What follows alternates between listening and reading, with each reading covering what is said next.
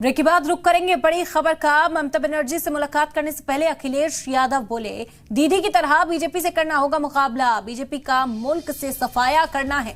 आपको बता दें कि अखिलेश यादव कोलकाता पहुंचे हैं, ममता बनर्जी से मुलाकात करेंगे। उससे पहले मुलाकात से पहले जो बयान अखिलेश यादव ने दिया, उससे अब सियासत तेज हो गई है।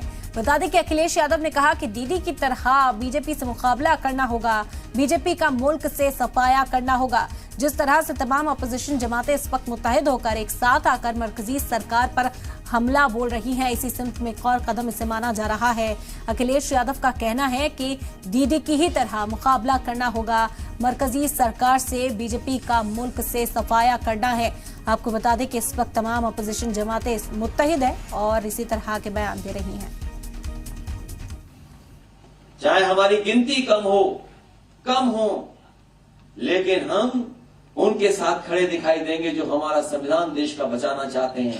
और हमें खुशी है इस बात की कि अगर बंगाल में यहाँ की मुख्यमंत्री दीदी अरे ममता बनर्जी जी लड़ाई लड़ रही हैं, तो उत्तर प्रदेश में हम समाजवादी लोग भी भारतीय जनता पार्टी का मुकाबला करने का काम करेंगे।